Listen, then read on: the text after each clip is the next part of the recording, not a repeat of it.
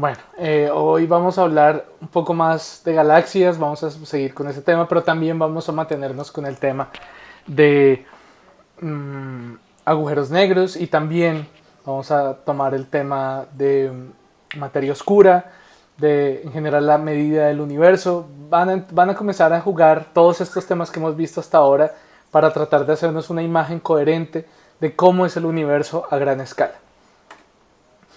Eh, Imperdonablemente la vez pasada se me olvidó poner esta imagen espectacular o esta serie de imágenes espectaculares que muestran cómo se verá la colisión con la galaxia Andrómeda, de nuestra galaxia con la galaxia Andrómeda, que va a ocurrir en unos 3.000 millones de años, de 3 a 5.000 millones de años. Hay unas barras de error ahí importantes.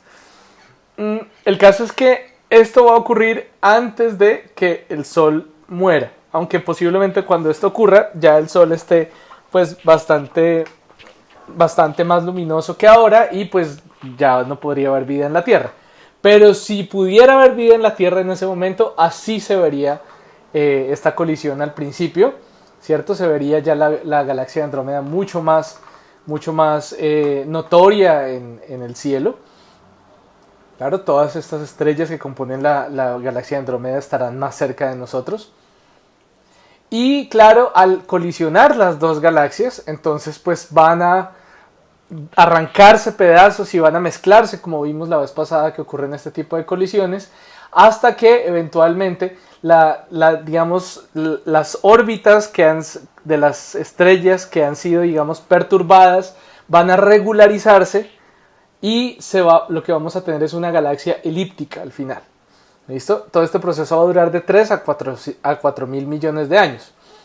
Hay que tener en cuenta que esto obviamente también es ficticio en cuanto a que, bueno, primero no sabemos si la Tierra sigue ahí, si el Sol muere durante esta fase, simplemente porque se le extingue se le acaba el combustible y llega al final de su ciclo de vida como estrella gigante y termina como enana blanca. Esto no tiene nada que ver con la colisión, simplemente cuando llega a su final de ciclo de vida, la Tierra puede que no esté donde está ahora y también el mismo Sol puede que no esté donde está ahora, porque puede que sea una de esas órbitas que sea muy perturbadas y puede que termine en otra región bien diferente.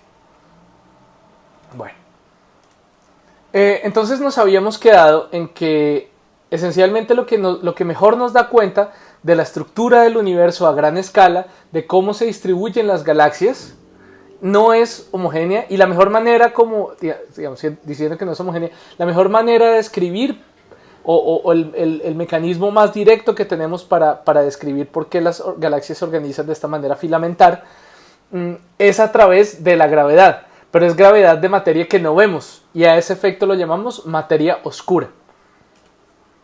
¿Listo?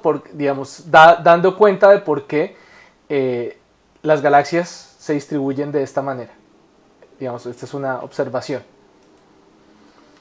Otra de las grandes evidencias a favor de, o digamos, que nos muestra que efectivamente hay algo que está causando, que interactúa con la materia visible a través de gravedad, pero no a través de luz, está en las famosas curvas de rotación. Esta es una imagen que nos muestra la galaxia de Andrómeda y nos muestra en la línea roja cómo es la velocidad rotacional que tiene digamos, las estrellas en diferentes partes. En el eje X tenemos distancia al centro de la galaxia, en el eje Y tenemos velocidad rotacional, o sea, velocidad orbital de diferentes estrellas y el gas en general, de todo el material que haya. Esa es la curva observada. ¿Listo? Pero si yo hago un cálculo a partir de la cantidad de luz que hay, o sea, a partir de la cantidad de estrellas que yo veo, según las leyes de la mecánica, yo me voy a dar cuenta que debería ser mucho más baja. O sea, que las estrellas que están por acá, a distancias de 40.000, 50.000 años luz, o aún a 20.000 años luz, se están moviendo mucho más rápido de lo que deberían.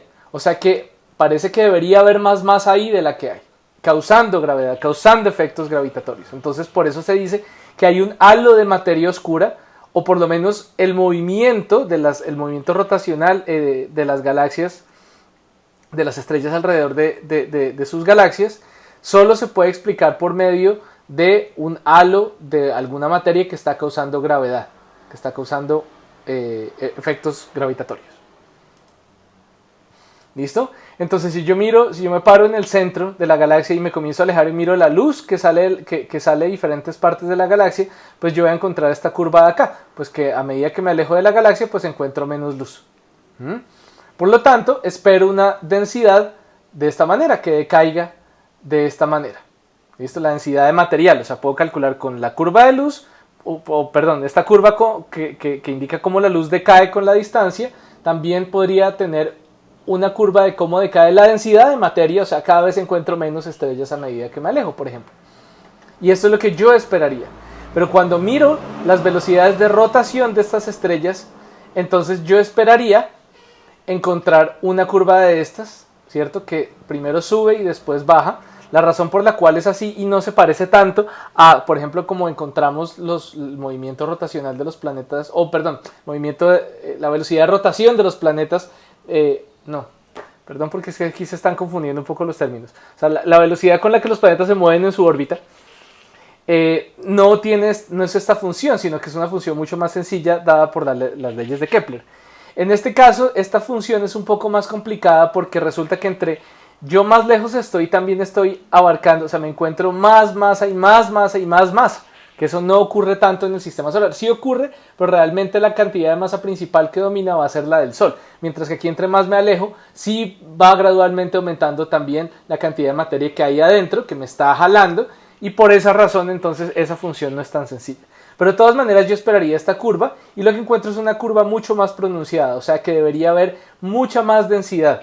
Pero dado que no veo esa densidad, o sea es densidad invisible, entonces le achaco esa densidad más bien a materia oscura. Bueno, ¿cómo más vemos estos efectos de gravedad invisible que relacionamos con materia oscura? A través también de la dinámica de cúmulos galácticos. Este es un cúmulo galáctico Abell 1689 que queda a 2.300 millones de años de nosotros. Y vemos la imagen, lo amarillito es esencialmente una imagen en luz visible, o sea, las galaxias, las estrellas de las galaxias brillando. Y en moradito vemos rayos X, ¿sí? Entonces vamos a ver que con todo ese movimiento de galaxias una alrededor de la otra y tantos rayos X que nos muestran precisamente que hay mucha actividad ahí, o sea que hay mucho gas también, y también dándonos cuenta, y eso lo vamos a ver ahorita también, de las lentes gravitacionales que hay. Por ejemplo, aquí vemos este efecto de aquí, es lente gravitacional, ¿sí? Estas galaxias están detrás de ese cúmulo y su luz está curvando. Todo lo que eso muestra es que la masa total de este cúmulo debe ser mucho mayor. O sea, la masa gravitacional, digamos, total de toda la materia que este cúmulo es mayor que la que veo. Entonces, por eso digo, ahí hay mucha más materia oscura. ¿Qué tanta más? Pues no solo un 20-30% más, sino varias veces más.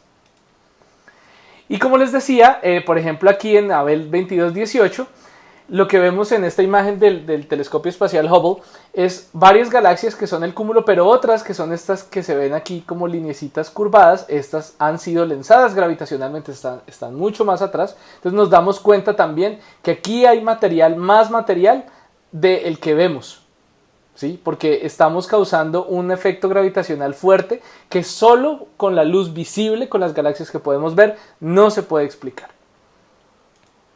Bueno.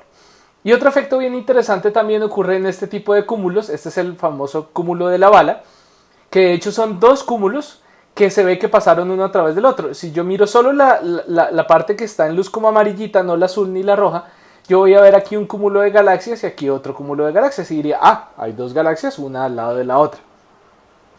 Pero resulta que yo me puedo dar cuenta, gracias a que hay efectos de lente gravitacional, o sea, galaxias que están detrás de allá y que su luz está siendo curvada por estos cúmulos galácticos más cercanos. Entonces puedo darme cuenta cómo está distribuida la masa y me voy a dar cuenta, efectivamente hay mucha masa distribuida aquí y aquí en esta parte donde se ve azul. Aquí es donde está la masa, la mayor parte de la masa de este cúmulo, y aquí la mayor parte de la masa de este cúmulo y me doy cuenta, como en el caso anterior, que hay más masa que la que veo. Entonces voy a decir, ok, eso es materia oscura, que está causando efectos gravitacionales, pero que no la puedo ver. Pero adicionalmente me voy a dar cuenta que si rastreo el gas a través de rayos X, el gas muy caliente a través de rayos X, o sea, es gas que está siendo iluminado por todas estas galaxias, entonces me voy a dar cuenta que ese gas está aquí en la mitad entre los dos. ¿Sí? O sea, no está rodeando cada uno de los cúmulos. O sea, es como si cada uno de esos cúmulos se hubiera quedado sin gas. Como si se los hubiera pelado, digamos, de gas. ¿Cómo pasa eso? Entonces, claro, nos damos cuenta que lo que ocurría es que estas dos cúmulos, no solo galaxias, sino cúmulos, colisionaron ambos unos con el otro, y pasaron derecho. ¿Sí? ¿Por qué pasaron derecho? Porque la mayor parte de la masa ahí era materia oscura, que solo interactúa gravitacionalmente y no interactúa de otras maneras. Y el gas se quedó en la mitad, o sea, un cúmulo con su gas, con otro cúmulo con su gas, y con materia oscura, un halo de materia oscura mucho más masivo que todo lo que yo puedo ver ahí, y otro cúmulo de materia oscura, ambos se chocan, pasan derecho, y el gas, ese sí se queda en la mitad, al interactuar un pedazo de gas con el otro. Mientras que las galaxias pues pasan a través una de la otra, pues porque esencialmente no son difusas, son muy compactas, entonces es muy improbable que se choquen de frente. Bueno. Entonces esas son unas de las grandes evidencias que tenemos sobre la existencia de materia oscura. O sea, es el mismo fenómeno que observamos a escalas muy diferentes, a escalas galácticas, a escalas de cúmulos galácticos y a escalas también del universo a gran escala, o sea, de cómo se distribuye la materia visible en el universo. Y vamos a ver que, estamos viendo que la materia visible en el universo no se acomoda según lo que puedo ver, sino que debe haber más masa ahí que gravitacionalmente es la que manda la parada aquí, es la que me dice cómo se van a distribuir las galaxias. Si solo en el universo hubiera materia visible, la estructura sería muy distinta y no veríamos, o sea, las galaxias no tendrían las curvas de rotaciones que tienen, serían objetos mucho más compactos, no se distribuirían tampoco en cúmulos como los vemos ahora, también las colisiones serían mucho menos probables, o sea, sería mucho más lento que dos galaxias, por ejemplo, colisionaran, simplemente pues porque sus masas visibles no dan para que se choquen y además la masa no es tan difusa, mientras que la materia oscura parece ser bastante difusa, por eso hablamos de halos y no hablamos como de materia oscura en términos muy compactos. Bueno, una pregunta que surge ahí también muchas veces es, se me iba olvidando poner a cargar el computador, es ¿por qué no detectamos la materia oscura a escalas, por ejemplo, del sistema solar? Y la razón es porque se ve esas escalas mucho mayores, ese efecto.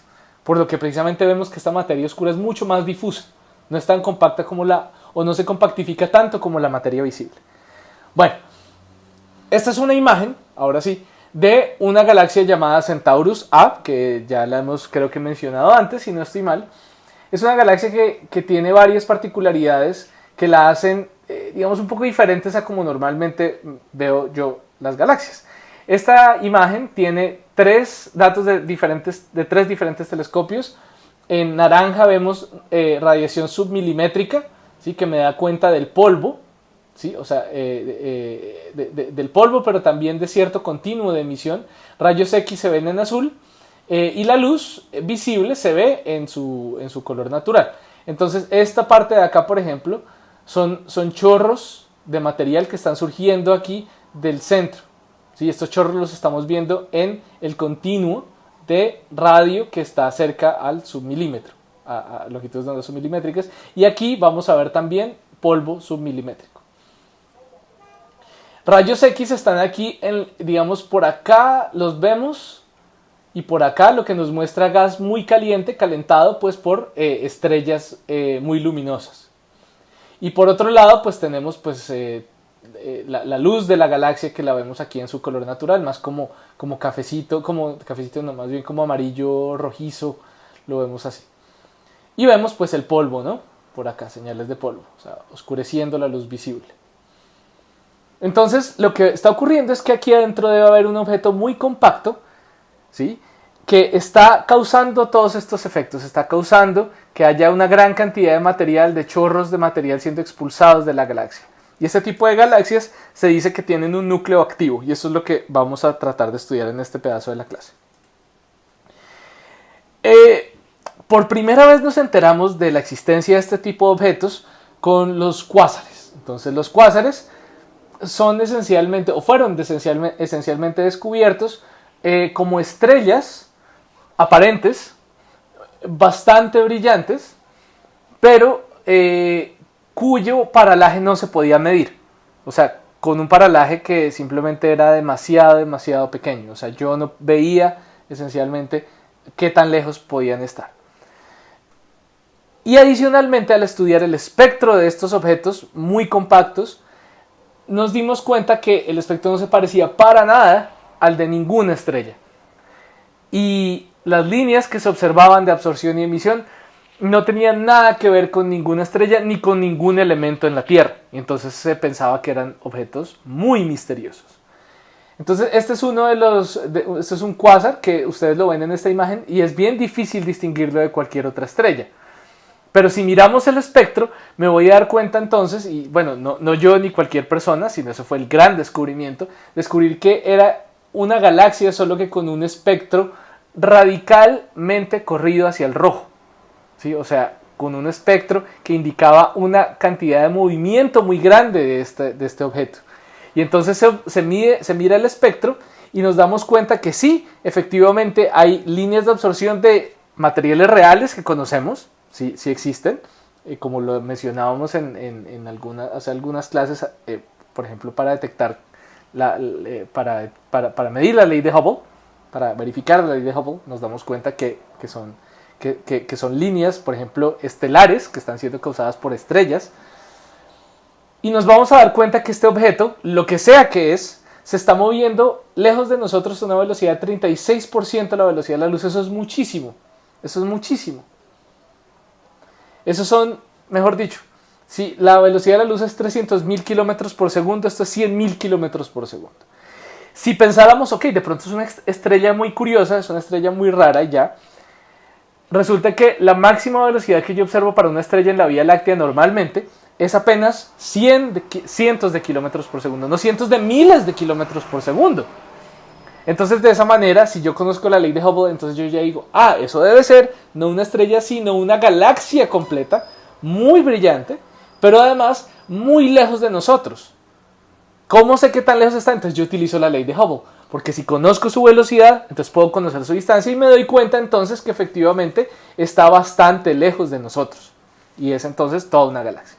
El que se dio cuenta de esto fue un holandés, Maarten Schmidt, quien se dio cuenta con un cuásar que actualmente es un estándar es como un faro estándar para hacer calibración, porque es bastante brillante, es bastante luminoso, es el 3C273 y fue el primero para el cual se le midió su corrimiento al rojo completo.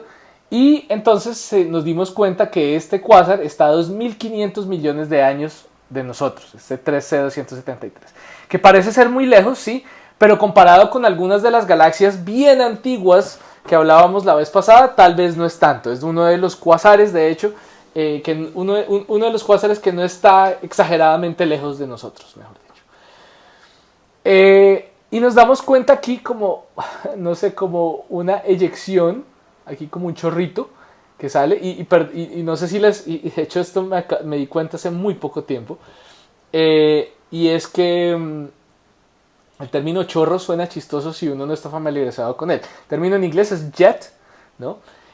La traducción literal es chorro, pero entonces hay gente que si uno le dice hay un chorro de materia saliendo de una galaxia, se imagina que uno está diciendo un montón. O sea, un chorro como medida de cantidad, como un chorro de tal cosa, o sea, un montón de algo. No, chorro literal, o sea, como una línea de material que está siendo expulsada. ¿Listo? Y se alcanza a ver entonces, está saliendo de este objeto. ¿Listo? Entonces es una de estas galaxias activas con núcleo activo, como les mencionaba. Entonces aquí esta imagen me gustó, no nos da muchísima más información, pero me gusta porque es una imagen del telescopio espacial Hubble, donde se ve claramente una galaxia y una estrella. Son los objetos, o digamos, Aquí en esta imagen hay esta galaxia muy brillante, esta otra galaxia muy brillante, otras menos brillantes, y una estrella muy brillante. El problema es que pareciera que hubiera dos estrellas en esta imagen. Y yo les dije, no, hay una muy brillante. Resulta que es porque esta de acá no es una estrella, es un cuásar. Y esta de aquí, esta sí es una estrella, esta está en nuestra Vía Láctea. Está apenas algunos cientos, exagerando miles de años luz. Cientos de años luz. Mientras que esto está seguramente a millones de años luz de distancia, este cuásar. Por eso pues se le llamaba, o sea, cuásar, el nombre que se le puso antes de saber qué eran, era Quasi-Stellar Objects. Y todavía se le llaman a veces QSO, porque era puntuales como una estrella, brillantes como una estrella, pero con un espectro totalmente extraño. Bueno, esta es una imagen de las galaxias que hospedan, o sea, las galaxias se podría decir anfitrionas de cuásares. O sea, es curioso porque uno pensaría, no, un cuásar es una galaxia, pero realmente el cuásar es un fenómeno que está ocurriendo dentro de la galaxia. Es que su núcleo está activo, pero la galaxia existe aparte de ese cuásar. O sea, el cuásar es la manera como nosotros detectamos ese objeto, pero hay estrellas, o sea, la galaxia existe aparte de su cuásar, ¿no? Entonces, aquí a la izquierda vemos un cuásar que está en el centro de esta galaxia espiral, ¿sí? Por acá vemos un cuásar aquí vemos un cuásar en la mitad de una galaxia elíptica, ¿sí? Por aquí tenemos galaxias que están interactuando y una de ellas tiene un cuásar, por aquí esta tiene un cuásar, ¿sí? Por acá tiene un cuásar. Y aquí a la derecha vemos, por ejemplo, un cuásar y aquí un cuásar, pero vemos un cuásar con señales aquí de una colisión galáctica. O sea que posiblemente tuvimos una colisión de dos galaxias, ¿listo? Y de pronto por esa razón es que ahora tenemos un cuásar. Ya vamos a ver eso cómo funciona. Bueno, tenemos entonces estos famosos chorros de materia. Ya sabemos qué queremos decir con chorros, no cantidades grandes de materia, sino simplemente material que está siendo proyectado en línea recta. De M87, el famoso M87 del que hemos hablado tanto.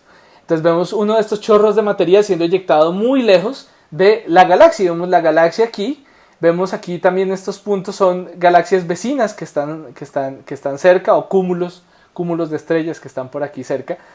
Y si examinamos este chorro con más detalle, o sea, le damos la vueltica y lo examinamos en diferentes tipos de luz, por ejemplo en rayos X, vemos entonces que grandes partes, o sea, es como gas que tenemos, que está parcelizado, o sea, como que ha salido de a pedazos, como un pedazo y después otro pedazo, después otro pedazo, pero de todas maneras tan caliente que lo vemos en rayos X.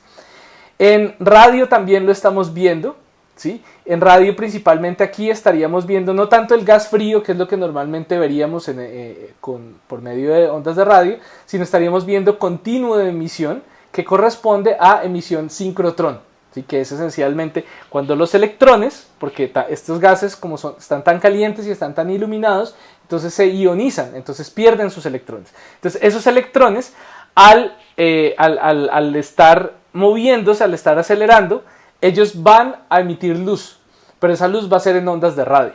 ¿Sí? Ese efecto se llama emisión sincrotrón. Ahora, si vemos en luz visible, pues también como es gas, entonces y está caliente, pues lo vamos a poder ver y va a aparecer entonces también en luz visible.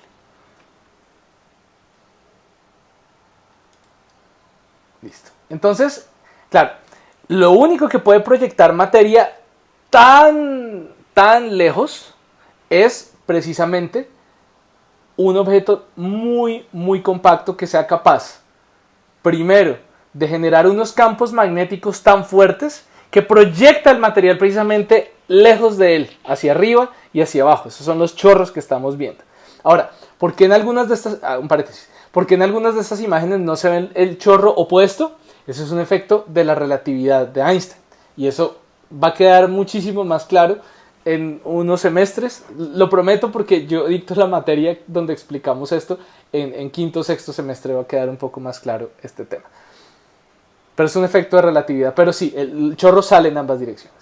Entonces resulta que precisamente esos chorros de materia son, digamos, como que encañonados o enfocados a través de campos magnéticos, como el campo magnético de la Tierra, no muy diferente del campo magnético del Sol, solo que campos magnéticos muy, muy intensos.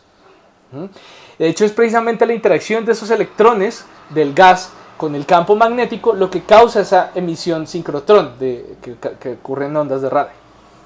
Ahora, aquí al lado izquierdo lo que vamos a ver es ya mucho más cerca el núcleo de M87, vemos gas muy caliente ahí. Y nos vamos a dar cuenta que ese gas cerca al núcleo, al centro de M87, no, ya sin pensar en el resto de la galaxia, sino el puro centro. Entonces nos vamos a dar cuenta que ese gas está en movimiento, pero está en un movimiento interesante. Y es que si yo miro el espectro de esa luz, nos vamos a dar cuenta que esta región de acá se está alejando de nosotros y esta región de acá se está acercando. O sea, está corrida al rojo este espectro, este pedazo de gas, el espectro está corrido hacia el azul. O sea que está haciendo este efecto, o sea, una rotación alrededor de un objeto en la mitad. ¿Listo? Sabiendo la velocidad de rotación, yo puedo pedirle a Kepler que me preste sus leyes para poder calcular la masa que hay adentro que está generando esa órbita. Y la masa, entonces ahí es donde llega entonces donde la lista de culpables de lo que puede estar causando que esta galaxia sea una galaxia activa se reduce. La masa da varios millones, ¿cuánto es? Se me olvidó porque quería citar primero esto. Quería primero citar la velocidad de rotación. Estamos hablando de una velocidad de rotación de 550 kilómetros por segundo. O sea, no cualquier objeto hace que otro gire alrededor de él a esa velocidad tan grande. Sin verlo, además. Sin ver directamente el objeto. Entonces me doy cuenta que la masa de ese objeto tiene que ser muy grande. Tiene que ser muchísimos millones de masas solares compactificados en una región muy pequeña y además que no se ve. Se ve solo el efecto alrededor. Entonces, ¿qué puede ser eso? Pues negro es, gallina lo pone, agujero negro se llama. Y entonces por eso es que tenemos la foto del primer agujero negro fue en M87, que es una de las galaxias activas más cercanas a nosotros. Entonces aquí está la imagen en rayos X de todo ese gas súper caliente que está siendo expulsado. Y entonces aquí tenemos el disco de material alrededor, o más bien, la parte más interna de todo el material que está alrededor del agujero negro. ¿Listo? Entonces, estos núcleos activos de galaxias van a ser la materia que da vueltas alrededor de un agujero negro supermasivo en el centro de una galaxia. O sea, los núcleos activos galácticos no son el agujero negro, son causados por el agujero negro. O tal vez de una manera un poco menos estricta, diríamos, el núcleo activo de la galaxia es todo ese sistema, es el agujero negro en el centro de la galaxia interactuando con una gran cantidad de material alrededor. Así caracterizaríamos un núcleo activo galáctico, un núcleo activo de galaxia. Ahorita vamos a ver entonces, por aquí, ¿listo? Obviamente estos agujeros negros de los que estamos hablando son varios millones de veces más masivos que el Sol, y entonces a veces chorros de partículas, como les dije, que no alcanzan a caer al agujero negro, sino que quedan atrapados por los campos magnéticos que hay causados por el agujero negro, van a ser proyectados lejos del agujero negro. Es como no alcanzaron a entrar, bueno, chao, pum, y los mandan con un montón de energía. La energía que está precisamente en esos campos magnéticos tan fuertes. Y entonces mandan todos estos chorros de partículas a unas velocidades muy, muy grandes, precisamente velocidades relativistas, que son las que causan estos efectos relativistas que les decía, que el chorro de atrás no se ve. O sea, salen tan rápido que se ven de esta forma. ¿Listo? Y bueno, entonces como son tan brillantes, los podemos ver a distancias muy grandes. Y estos son unos de estos tipos de objetos son los cuásares. Vamos a ver que vamos a ver varios más. Entonces esta es otra galaxia, también una galaxia que vemos que es una galaxia elíptica, masiva. O sea, no es una galaxia enana, está bastante lejos, está a 200 millones de años luz de la Tierra. Y en el centro vamos a ver un disco de polvo con el telescopio espacial Hubble con un ancho de unos 3700 años luz. Y el disco de material, el disco de gas y polvo, principalmente gas caliente, es lo que vamos a ver, gira alrededor de un centro que curiosamente no es tan brillante como toda su masa lo indicaría, a una velocidad de 155 kilómetros por segundo en este caso. De esta galaxia en particular no la mencioné, NGC 7052.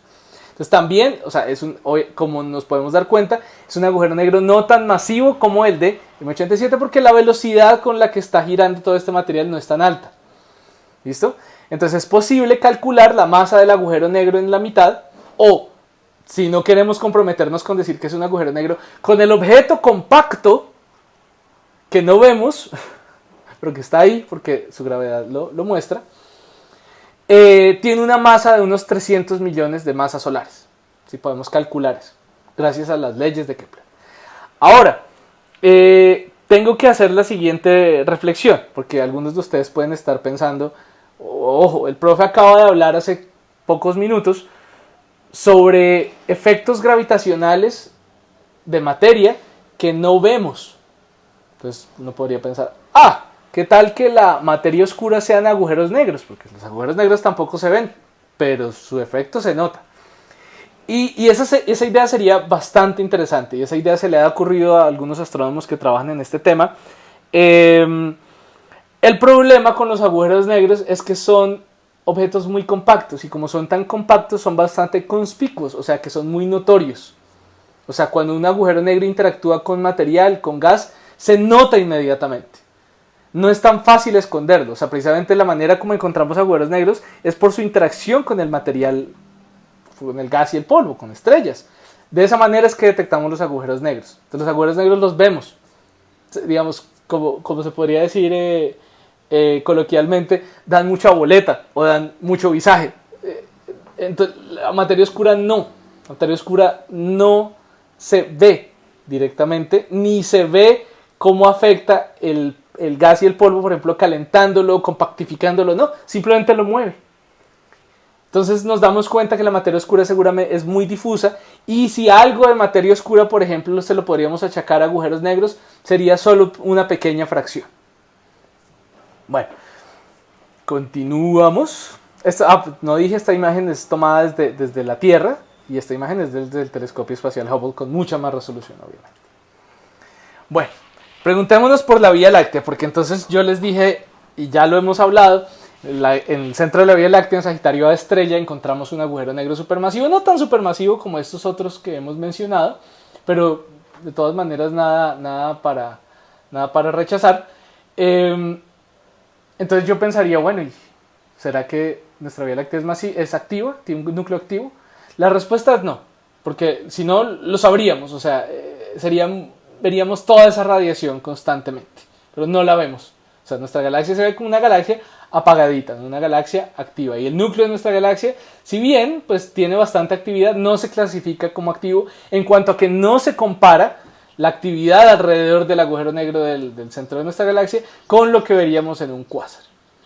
Pero la cuestión es que yo me voy a dar cuenta que en gran parte la razón por la cual yo no voy a encontrar esa actividad en el núcleo de la Vía Láctea es porque no hay mucho material cerca del núcleo de la Vía Láctea. Entonces yo podría pensar, bueno, ¿qué tal que de alguna manera yo hiciera caer una gran cantidad de material sobre el núcleo de la Vía Láctea? ¿Se activaría? La respuesta es sí, precisamente porque el núcleo activo de la galaxia no es el agujero negro, es el agujero negro interactuando con la materia que hay alrededor. Entonces, como ahorita no hay materia, el núcleo no está activo. Pero uno se podría preguntar, ¿será activo en el futuro? ¿O se fue activo en el pasado? Y la respuesta a la segunda pregunta, a la primera no sé, pero la segunda pregunta parece ser sí. La Vía Láctea en algún momento sí tuvo alguna actividad similar a la que yo podría ver, por ejemplo, en un cuásar. ¿Sí? No tan constante como vemos en cuásares que esperamos que digamos, sigan iluminando así de brillantemente durante mucho tiempo, pero sí durante algún tiempo. ¿Por qué? Que resulta que con un satélite diseñado llamado Fermilat, es un observatorio espacial dedicado a estudiar rayos gamma, o sea, rayos de muy alta energía, nos hemos dado cuenta que al norte y al sur del plano galáctico tenemos unas burbujas de material, de gas, que están brillando muchísimo en rayos gamma y muchísimo en rayos X también. ¿Sí? Y tienen un tamaño de 50.000 años luz hacia arriba y hacia abajo. Parece ser que esto es evidencia de que el agujero negro supermasivo en Sagitario A Estrella fue un cuásar hace unas decenas de miles de años. O tal vez un poquito más. O sea que una nube de material, una nube de gas, cayó cerca del agujero negro, generó entonces este anillo, este toroide, como se llama matemáticamente, de material, este disco de material alrededor del agujero negro, y lo que causó entonces precisamente que salieran chorros de material disparados hacia arriba y todas estas partículas súper energéticas excavaron estas cavidades que vemos, estas burbujas que estamos viendo acá. Pero obviamente pues duró muy poco tiempo, fue una cuestión muy espontánea, muy momentánea y no, digamos, no sería algo que nosotros nos daríamos cuenta directamente estando donde estamos respecto al resto de la Vía Láctea. Pero bueno, entonces ¿cómo entendemos estos discos llamados discos de acreción? Parecidos a los discos protoplanetarios, pero obviamente mucho más masivos y mucho más calientes. Entonces vamos a tener el objeto compacto del agujero negro y el disco de acreción alrededor, ¿cierto? Este sería un disco de acreción delgado y este sería un disco de acreción grueso, ¿sí? O sea, con el material un poco más esponjado, tal vez porque está más caliente, tal vez porque el material está más caliente y eso puede causar entonces que los chorros de material estén un poco más enfocados, ¿sí? El material más caliente yo esperaría que ocurriría cuando precisamente el disco de material es más masivo. ¿Y es un disco de acreción en qué sentido? ¿Por qué se llama acreción? O más bien, ¿a qué se refiere el término acreción? Acreción significa que estamos llevando materia hacia adentro, estamos moviendo materia hacia adentro, ¿listo? Y este proceso eventualmente va a terminar con el material que haya ahí. O sea, digamos, el proceso anda mientras haya un disco de material. Así como cuando hablamos de la formación de planetas alrededor de una estrella, eventualmente el material del disco va a caer sobre la estrella, ¿sí? Y de pronto algo de material puede que sobre, ¿sí? Y podemos después formar estrellas dentro de ese material. ¿Por qué no? Porque es gas y polvo. Pero bueno. Entonces, ¿qué ocurre? ¿Por qué decimos, por qué más bien galaxias pequeñas con agujeros negros no tan notorios tienden a ser menos activas que galaxias más masivas? Entonces, bueno, hay varias cosas. Primero hay algunos sesgos porque obviamente las galaxias más brillantes, más luminosas, más activas son las que más vamos a ver y esas pues van a ser lógicamente... o sea, digamos, y como son las más luminosas, van a ser las primeras que encontramos. Y como son las más luminosas, entonces diríamos, debe ser que la mayoría son muy masivas. La mayoría de galaxias con núcleo activo son muy masivas, pero simplemente son las que más encontramos. Pero por otro lado, cuando nos preguntamos, bueno, ¿y de dónde saca el agujero negro el material alrededor para activar el núcleo? Resulta que obviamente ese material tiene que salir de algún lado, no simplemente se genera, sino que tiene que llegar de alguna parte. Y claro, en un agujero negro más supermasivo como en el Sol, pues si yo le mando material, él se activa y genera todo lo que genera un núcleo activo. Pero si le mando una estrella, por ejemplo, la estrella pasa derecho, ¿sí?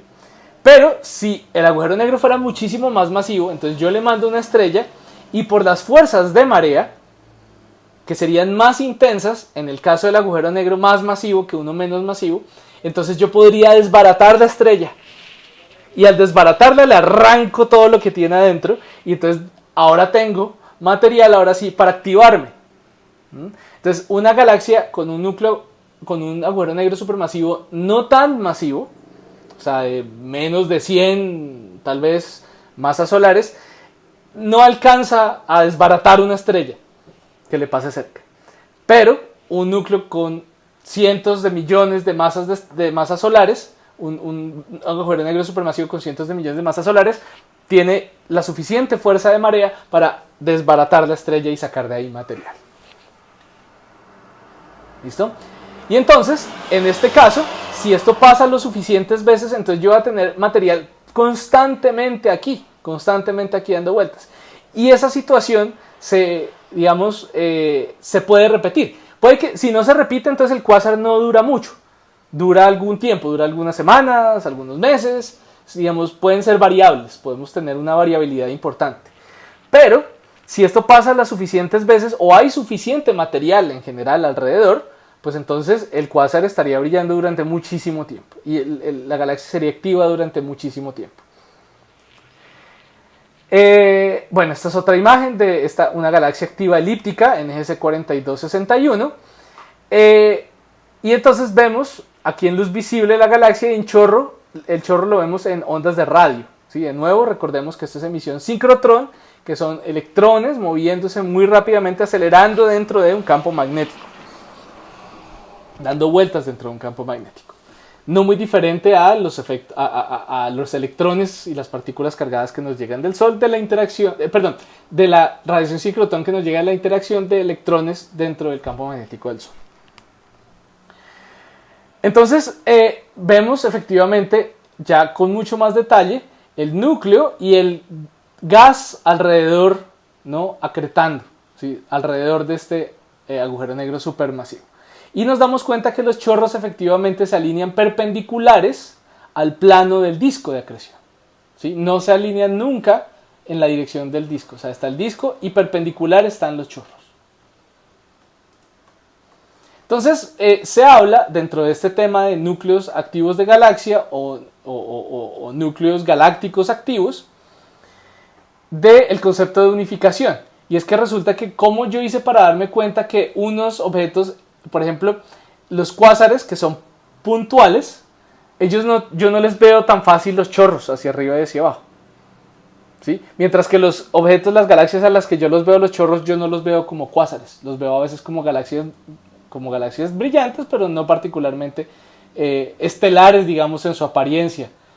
Entonces lo que va a ocurrir es que estamos viendo el mismo fenómeno, solo que desde diferentes ángulos, desde diferentes puntos de vista, depende del alineamiento de esa galaxia con nosotros. Y esta imagen se llama una imagen de unificación, que muestra que de hecho todo este tipo de objetos, estos cuásares, o a veces los llamados blázares, que son otro tipo de objetos muy similares, o las radiogalaxias, como esta que acabamos de ver acá. Esta es una radiogalaxia porque es más brillante en ondas de radio. Entonces nos vamos a dar cuenta que efectivamente son todos el mismo objeto, solo que si yo, por ejemplo, veo este objeto y tengo el chorro de frente, o sea, el chorro está iluminándome a mí de frente, entonces esos objetos van a ser los famosos blázares o blazers en inglés. No blazer, sino blazar. Y otro tipo de objetos similares, ¿sí? Si los veo, si el chorro está perpendicular a nosotros, como en el caso anterior, o sea, lo estamos viendo de frente, entonces son estos objetos, estas radiogalaxias tipo Seyfert, ¿sí? Pero si yo lo estoy viendo así como de ladito, o sea, que el chorro no lo veo de frente, pero tampoco lo veo tan perpendicular, aquí es donde sí tenemos los famosos cuásares. O sea, todos estos objetos que hemos estado mencionando, como ya lo dijimos, son el mismo o son muy similares, o los fenómenos que están causando lo que observamos son muy similares, pero lo que pasa es que a veces los veo muy de lado y a veces muy de frente, o a veces en puntos intermedios, y por eso su apariencia es distinta. ¿Listo? Entonces, por ejemplo, si yo veo solo un objeto así, yo diría, eso es una radiogalaxia. Y no me imaginaría que eso tiene algo que ver, por ejemplo, con un cuásar. Entonces fue más recientemente, o sea, ya después del descubrimiento de por qué los cuásares son como son, descubrimiento de las radiogalaxias, que eventualmente llegó esta imagen que vino a unificar todas estas ideas. Bueno, otra cuestión adicional que nos damos cuenta, que nos indica algo sobre precisamente esta estructura filamentar del universo, es que parece ser que precisamente los chorros de las galaxias activas se alinean también en la dirección de los filamentos, y recordemos que los filamentos son formados a través de la materia oscura. O sea, la materia visible solita no se alinearía, no se formaría en forma de filamentos, y si lo hiciera sería de manera mucho más compacta que como la vemos que se organiza. Entonces, si esto es una simulación, los chorros, los jets de estas galaxias supermasivas tienden a alinearse a lo largo de estos filamentos. Recordando que esos filamentos son principalmente causados por el efecto de la materia oscura, entonces eso nos indica también que seguramente la materia oscura juega un rol importante en la rotación de la galaxia. O sea que las galaxias rotan en la dirección que manda la materia oscura. Bueno, hablemos un poco entonces yo dije, bueno, los cuásares por lo general están lejitos, no tenemos cuásares tan cercanos, hay unos M87, se podría decir que es uno de estos núcleos activos cercanos, pero pues tampoco es que esté súper cerca. O sea, por ejemplo, si fuera la norma, pues yo esperaría encontrar de nuevo, como ya hemos hecho ese ejercicio en clase, yo espero encontrar cuásares en todos lados. O sea, en todos lados pensando que esto es un fenómeno que a veces ocurre y a veces no, entonces yo pensaría, ok, pues entonces en todos lados debe haber cuásares con cierta distribución y uniforme. Pero yo me voy a dar cuenta que a medida que yo miro más hacia el pasado, o sea, si yo miro, por ejemplo, esto es ahora, esto es años, miles de millones de años después del Big Bang, 13.800 millones de años. Si yo comienzo a mirar más lejos y más lejos, ya sabemos, voy más atrás en el tiempo, o sea, hace 3.800 millones de años tengo más cuásares que ahora, o sea, que los que veo en mi universo cercano, en el universo vecino, por así decirlo. No, en mi vecindario galáctico, por no hablar de universos vecinos, no, vecindario galáctico. Entonces, ya cuando me voy a más de 3.000 millones de años, yo me voy a encontrar más cuásares. Y entre más hacia atrás en el tiempo, o sea, hace ya, ¿en cuánto da? 14 menos 5, 13 menos 5, 8, 8.800, hace 8.800 millones de años encuentro más y más y más. Entonces yo me comienzo a preguntar, ¿pero por qué voy a encontrar? Perdón, estaba señalando la imagen que no era, discúlpenme, pero es el mismo análisis. Ese es el número relativo de cuásares. Entonces me encuentro más y más y más, entre más hacia atrás en el tiempo voy, o sea, más lejos estoy mirando, más cuásares me encuentro. O sea, más galaxias que tienen un núcleo activo.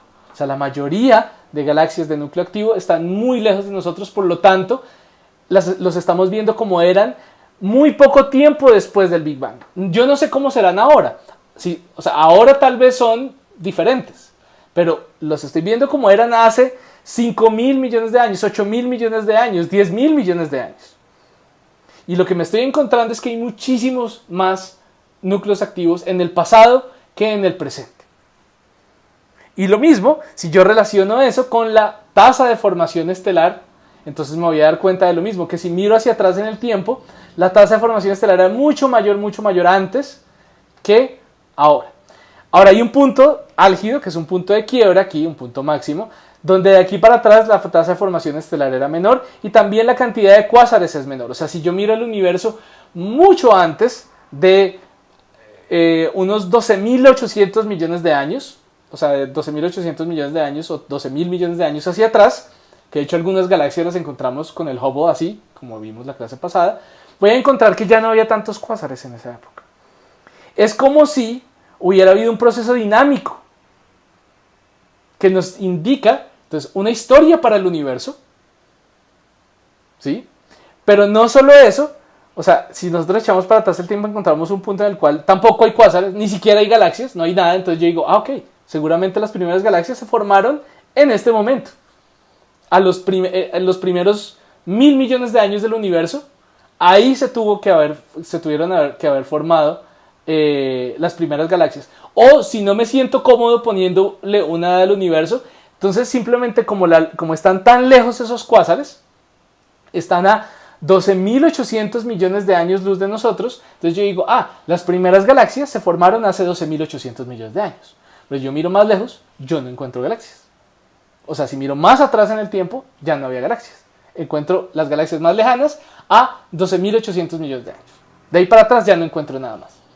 Y no es simplemente que dije, encontré, y ya dejo de encontrar. No, el número va disminuyendo a medida que me voy alejando.